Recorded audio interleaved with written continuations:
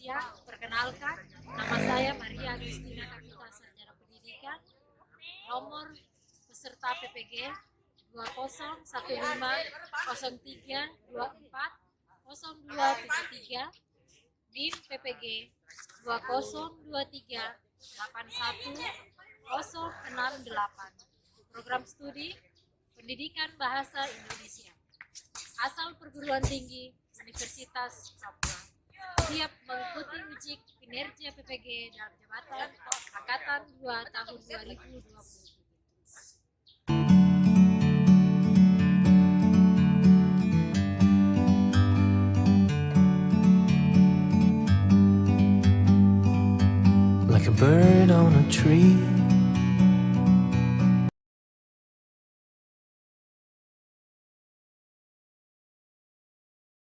Selamat siang anak-anakku sekalian. Siang, Bu. Kita akan memulai dengan pelajaran Bahasa Indonesia di hari ini. Sebelum kita memulai dengan pelajarannya, mari kita bersatu di dalam doa. Silakan yang mau membawakan doa. Baik, mari Ibu Guru bersama teman-teman sebelum kita memulai pelajaran kita, mari kita berdoa menurut keyakinan dan kepercayaan kita masing-masing. Berdoa mulai. Amin. Berdoa selesai. Beri salam. Selamat siang, Bu. Selamat siang anak-anakku. Hari ini ada yang tidak masuk? Ya. Siap, Edison tidak masuk, Ibu. Alasannya kenapa tidak masuk? Sakit. Cuma Edison saja, yang lain semua hadir. Siap, Bu. Ya baik, kita akan mulai dengan pelajaran kita di hari ini. Sebelum kita memulai dengan pelajaran di hari ini, Ibu ada mau memberikan satu hal untuk kalian. Ibu meminta supaya kalian semua bangkit bersama.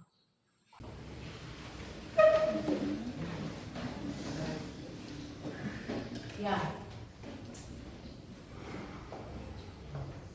Yang di tengah-tengahnya Ibu balik ke sebelah teman, makanya berhadapan muka. Kalau yang tidak ada pasangannya, dia nanti berpasangan dengan teman yang jadi bertiga. Yang tidak ada teman, ini berhadap bersama-sama dengan teman. Ya, sudah? Semua dapat pasangan? Ya. Sekarang kalian ikut apa-apa yang Ibu sampaikan. Kalian jaga tangan dengan menggunakan tangan kiri. Mana tangan kirinya? Jabat tangan dengan teman. Pegang teman punya tangan kiri. Ayo maju. Bisa? Maju.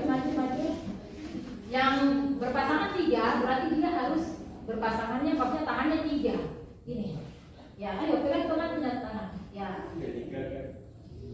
Sudah? Ayo perhatikan. Sudah? Ya, sudah Ibu. Satu teman di bagian ujung, jadi ujung-ujung ya, bagian tembok ujung. Sampaikan ke teman. Apa kabar? Ayo, 1, 2, 3. Ya, sudah? Teman yang di bagian tengah menjawab apa yang temanmu sampaikan. Baik. Ya, ulang ya. Kita bikin ulang ya. Lepas tangannya. Ya. Dengarkan apa-apa yang Ibu akan berikan ke kalian. Pegang tangan temanmu sebelah kiri. Temanmu mana? Tangannya sebelah kiri dipegang. Ya. Tanyakan kabarnya. Yang bagian ujung-ujung, tanyakan apa kabar? Apa kabar? Ya, oke. Yang lainnya menjawab. Baik. Ya, boleh. Mari kita kasih aplaus untuk.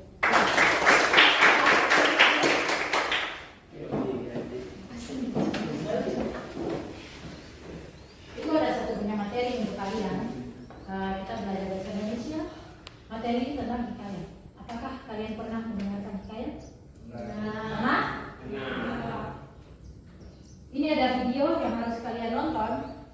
Tapi sebelum Ibu memberikan atau menunjukkan video ke kalian, kalian harus memperhatikan satu hal yang harus kalian lihat yang akan Ibu tampilkan di sini.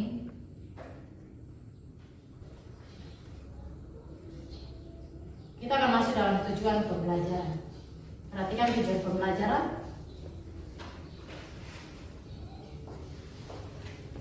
Untuk belajar teks hikayat, kalian boleh lihat di sini ada tujuan pembelajarannya. Ada 2 tujuan pembelajaran. Yang pertama, siswa mampu menganalisis nilai-nilai yang terkandung dalam teks yang dipisah dengan tepat. Yang di dalamnya itu teks hikayat pengembara yang mapan. Yang kedua, peserta didik mampu dengan menganalisis nilai-nilai teks hikayat dan juga mampu menceritakan kembali apa isi dalam teks hikayat tersebut. Misalnya, ibu menampilkan satu video, kalian akan menonton dan bukan asal menonton saja, tetapi kalian melihat di dalam sebuah video atau sebuah cerita itu dia mengisahkan tentang apa atau dia bercerita tentang apa. Bisa? Bisa. Ibu akan tampilkan videonya.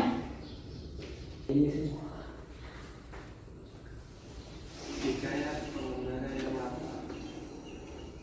Pada suatu hari, ada 3 sahabat yaitu Andy, Wiyu, dan Awan yang beristirahat di sebuah taman. Mereka beristirahat di mana sebuah area makan makanan mereka telah habis. Ketiga sahabat itu merasa lapar. Andy pun berkata, jika ada seperti nasi, aku akan habiskan secara sendiri. Kemudian Buyung pun menjawab, kalau lapar begini, ayam makan 10 ekor pun sanggup kuhabiskan. Awal tiba-tiba berkata, janganlah kamu berdua tamak dan serakah. Aku tahu kalian lapar, aku pun juga begitu. Namun, jika ada nasi sepiring itu saja sudah cukup untukku. Kendi dan Buyung pun tertawa terbahak-bahak mendengar kata-kata Awal. Kendi pun berkata, apa? Hanya nasi sepiring? Itu tidaklah cukup, kami sangat lapar. Tanpa mereka sadari, percakapan mereka terdengar oleh pohon ara. Pohon ara yang merasa simpati mengeluarkan 3 daunnya yang kemudian berubah menjadi makanan yang mereka inginkan. Mendengar ada suara benda jatuh, ketiga sahabat tersebut mencarinya. Kemudian, syoklah mereka saat mereka melihat makanan yang mereka inginkan ada di balik semak-semak. Kemudian, Kendi dan Buyung melahap makanan mereka dengan lahap. Melihat hal tersebut, Awal merasa bahagia. Kemudian, ia memakan makanan miliknya. Ia berkata, terima kasih ya Allah. Terima kasih atas rezeki yang Engkau berikan kepadaku. Tak selang berapa lama, Kendi merasa kekenyangan. Aku sudah kenyang sekali. Kemudian tiba-tiba nasi tersebut menyaut. Bukankah kamu telah berjanji akan menghabiskan kami? Kendi pun menjawab, namun aku benar-benar sudah kenyang. Tidak ada lagi tempat untuk kalian. Aku sudah tidak bisa memakan kalian lagi. Kemudian tanpa aga-aga, sisa-sisa nasi tersebut menyerang Kendi. Di sisi lain, ayam-ayam yang tidak dihabiskan oleh Buyung berkata, kenapa kamu tidak mau menghabiskan kami? Buyung pun menjawab, aku sudah kenyang, makan seekor pun aku sudah sangat-sangat kenyang. Perutku sudah terisi penuh. Mana bisa aku menghabiskan kalian semua? Setelah itu, 9 ekor ayam jantan keluar dari semak-semak dan menyerang Buyung. Awal hanya bisa terdiam dan termenung melihat sahabat-sahabatnya sedemikian rupa. Kemudian dia melihat piringnya dan berkata bahwa piring ini akan mengingatkan aku bahwa aku tidak akan serakah dan tamak. Selesai.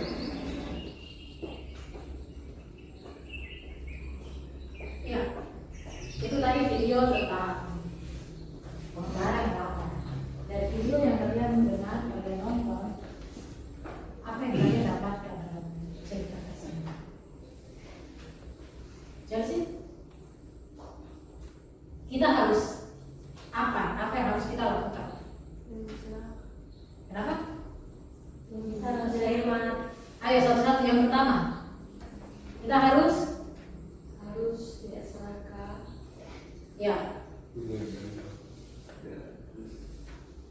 yang siapa lagi? Ya. Bersyukur harapan kita punya. Kita harus bersyukur. Ada lagi? Ya. Hemat untuk makanan. Ya. Jadi kalau makan tidak boleh ada sisa, harus dihabiskan. Ada lagi? Ada lagi yang punya pendapat berbeda dari apa yang temanmu sampaikan? Kita harus muslimin. Kita harus apa? Iya, kita harus menghemat ya. Semua yang kalian bilang adalah benar. Kita harus menghemat. Kita tidak boleh serakah ya. Kita tidak boleh menginginkan lebih dari apa yang kita butuhkan. Jadi kalau kita butuh, misalnya kita butuh sesuatu barang, satu barang, ya itu saja. Jadi kita tidak perlu mengambil atau mencuri barang yang lainnya. Itu adalah pesan dari sebuah video tersebut.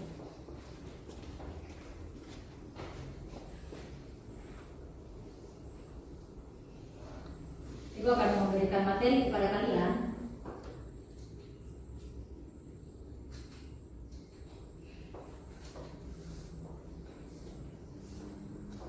Mengidentifikasi makna kata dalam teks hikayat. Kalau kita lihat dalam Kamus Bahasa Indonesia, pengertian hikayat itu sudah sangat terlalu banyak ya. Tapi yang ibu minta hanya satu dari kalian. Yang pertama, hikayat itu dia adalah karya sastra lama Melayu. Dia berbentuk prosa yang berisi cerita, undang-undang, dan sisilah konflik, rekaan, ada keagamaan, ada historis, ada geografis, atau gabungan sifat-sifat tertentu. Di sini ada karakteristik hikayat, dia dari 4 bagian. Yang pertama dia bersifat rekaan atau imajinatif, dia mengandung kemustahilan, ada anonim, istana sentris, yang terakhir adalah statis. Di sini kita bisa lihat apa sih itu dia bersifat rekaan atau imajinasi, yaitu dia cerita ini diolah sedemikian rupa sehingga dia memberikan gambaran-gambaran cerita, itu yang dibilang imajinasi atau imajinasi. Yang kedua dia mengandung kemustahilan, yaitu dia tidak logis atau tidak dapat dinalar. Yang berikutnya ada anonim, dia tidak diketahui secara jelas. Dan ada istana sentris. Jadi istana sentris itu cerita dalam hikayat sering kali bersifat dalam bentuk kerajaan. Kalau kalian suka nonton film kerajaan, ya biasanya macam-macam ya, kerajaan berkelah ya, dengan kerajaan yang lain, itu nanti dia masuk di istana sentris. Yang berikutnya statis. Dia ini berisi cerita yang dia hampir sama ceritanya, cenderung tidak berkembang karena hanya terpusat pada kehidupan istana. Jadi dia sama dengan istana sentris. Yang berikutnya membandingkan unsur membangun teks hikayat dengan teks cerpen. Ya, di sini ada hikayat hakikatnya dia terbangun atas 2 unsur. Yang pertama, unsur intrinsik. Dan yang kedua ada unsur ekstrinsik. Kalau unsur intrinsik, dia dalam atau luar? Dia? Kalau unsur ekstrinsik berarti dia luar. Kalau unsur intrinsik dibilang dia dalam, berarti di dalam sebuah cerita itu yang kita harus mengambil dia. Salah satunya ada tema, ada tokoh atau dibilang penokohan. Di dalam penokohan dan tokoh dia memiliki sebuah karakter. Ada latar tempat, ada latar waktu, ada latar suasana. Dia juga mengandung gaya bahasa. Selain gaya bahasa, di dalamnya juga ada amanat yang besar. Nah, tadi amanat yang besar yang kalian buat, dia sama seperti cerita yang video yang tadi kalian nonton. Tidak boleh serakah.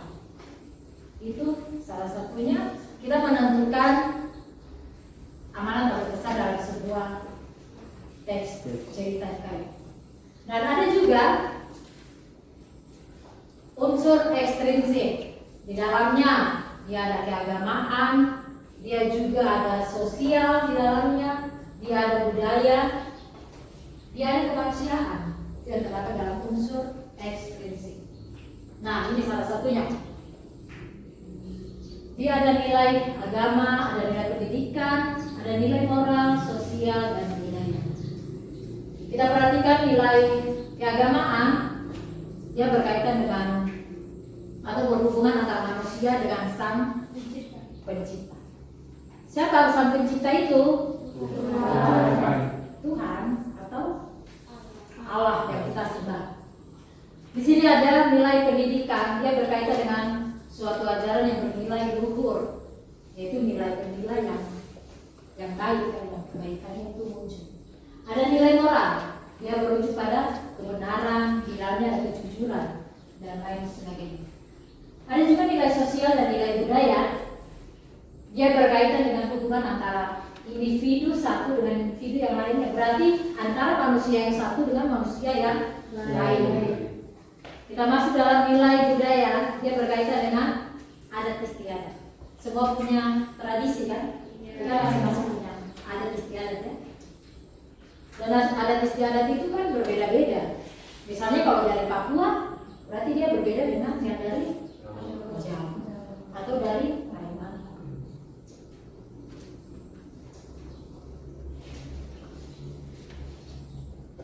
Ya, di sini dia menggunakan majas.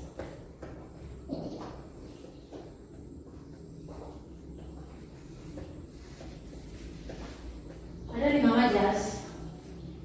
Ada simile, ada hiperbol, ada metafora, ada personifikasi dan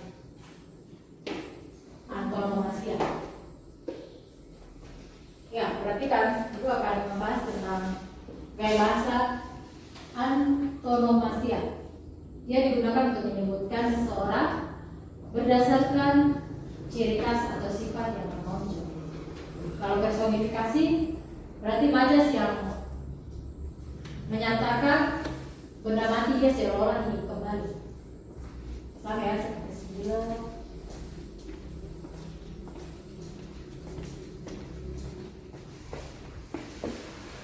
Ya, materi yang terakhir, agar dapat menampilkan membaca cerpen yang baik, kita harus memperhatikan 5 hal. Yang pertama, harus tumbuhkan niat dalam diri kita. Yang kedua, kuasai materi. Apa yang ingin kita buat dalam sebuah cerpen atau kita ingin menulis sebuah cerpen, kita harus tahu bahwa apa sebenarnya yang harus saya buat. Jadi itu niat dalam diri kita. Yang harus menguasai materi. Yang ketiga, tunjukkan rasa percaya diri. Kalau tidak ada rasa percaya diri dalam diri kita, berarti kita sulit untuk membuat sebuah cerita. Memperhatikan ada ekspresi melalui mimik dan gestur. Gestur berarti gerakan tubuh. Ya, mungkin itu saja yang kita sampaikan materi kita di hari ini. Mungkin ada yang bertanya tentang materi. Sudah paham semua? Bisa. Kalau itu kasih tugas bisa kerjakan. Bisa. Tugas kalian boleh buka buku cetak yang ada di meja kalian. Halaman 58. Di situ kalian disuruh untuk membuat 2 unsur. Jadi halaman 58, unsur intrinsik, dan nanti unsur ekstrinsik halaman 68. Ibu kasih waktu 5 menit, tapi kalau ada yang sudah selesai boleh angkat tangan langsung menjawab jawabannya. Oke, kalian boleh kerjakan sekarang.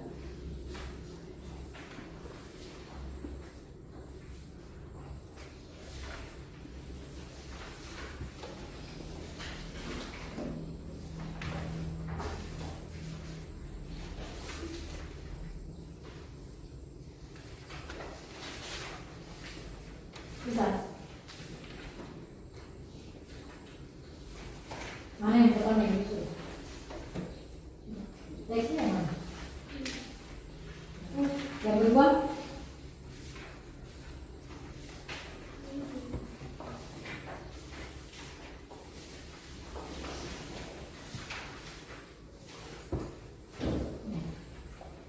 Bisa muslim ya?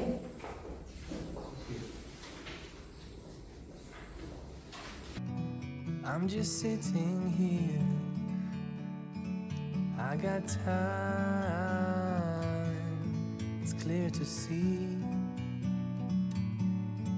from up here. The world seems small. We can sit together. It's so beautiful. You and me. We meant to be in the great outdoors, forever free.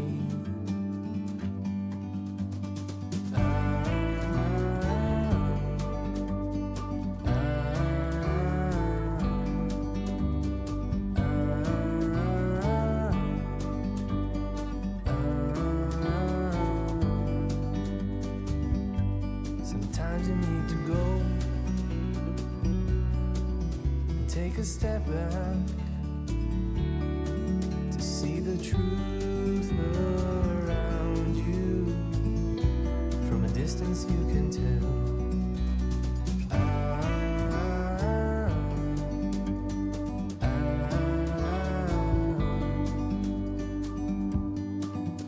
You and me were meant to be in the great outdoors, forever free. You and me, meant to be in the great outdoors, forever free.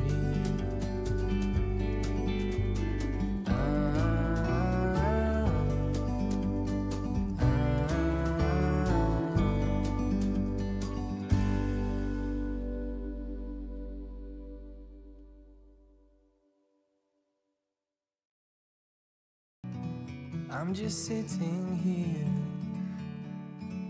I got time. It's clear to see from up here. The world seems small. We can sit together. It's so beautiful. You and me. We meant to be in the great outdoors, forever free.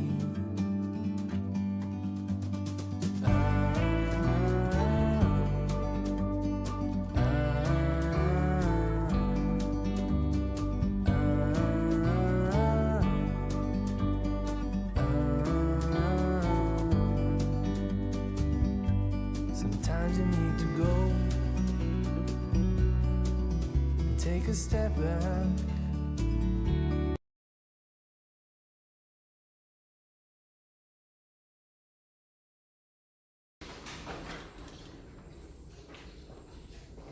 Ada yang sudah bisa? Ada yang sudah selesai?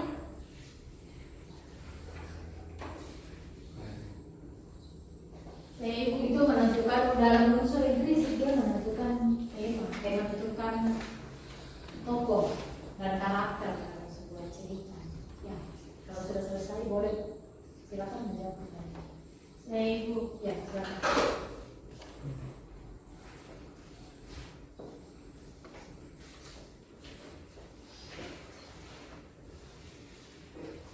Nama tokoh Arta dan Datu. Karakter tokoh baik. Ya. Jadi ada berapa karakter tokoh di dalam sebuah cerita tersebut? Ada dua. Berarti dua-duanya baik. Atau satu baik, satu jahat.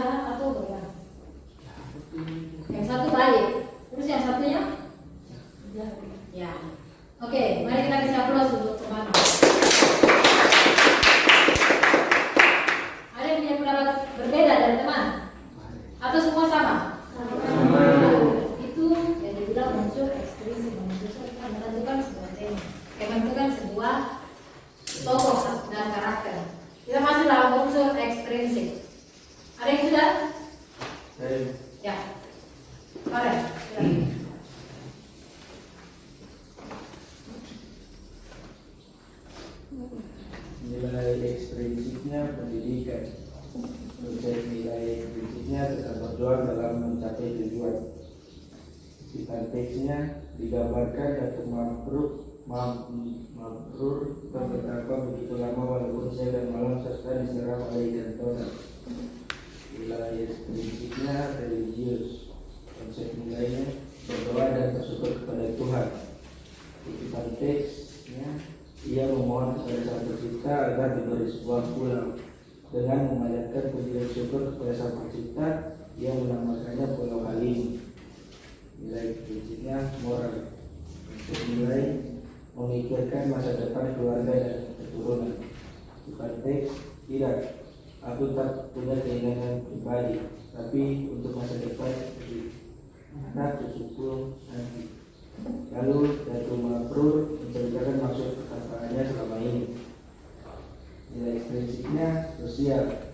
Konsep nilainya bekerja sama dalam mencapai sebuah tujuan. Sifat teks kita harus rakat mufakat, bantu membantu, bahu membahu. Sudah? Ada yang pendapat lain dari Farah? Sama kok jawabannya? Sama. Ya, mari kita kasih aplaus. Ya, itu yang dibilang dengan cara menentukan unsur dalam sebuah teks. Ya. Dari materi yang Ibu kasih, ada yang ingin kalian tanyakan? Mungkin ada yang kalian masih harus ada yang kalian ingin sampaikan ke Ibu. Ada? Ada? Ya, jadi ingat ya, apa yang disampaikan kalian harus ingat dan jangan lupa belajar dari semua. Yang pertama, untuk menentukan unsur dia ada berapa bagian? Ada? Dua. Yang pertama apa? Yang termasuk dalam unsur interest apa saja?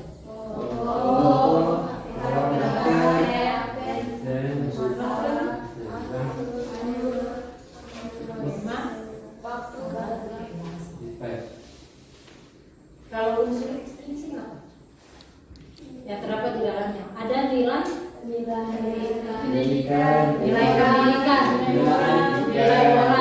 nilai religius, agama, sosial. Masyarakat masuk tidak? Masuk. Ya, sudah paham semua? Ya, itu materi kita di hari ini. Minggu depan kita akan ketemu lagi dengan materi yang sama dan Ibu akan bertanya lagi kepada kalian tentang materi yang Ibu sampaikan hari ini. Mungkin itu saja pelajaran kita di hari ini dan selamat siang. Siang, Bu. Sebelum Ibu menutupi pelajaran ini, mari kita bersama. Silakan Ibu berdoa.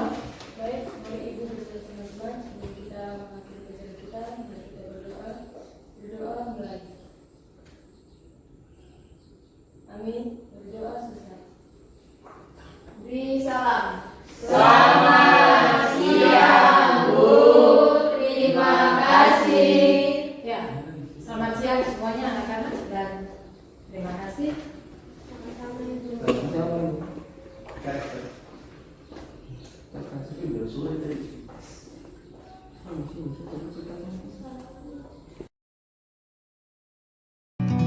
I'm just sitting here. I got time. It's clear to see from up here. The world seems small. We can sit together. It's so beautiful.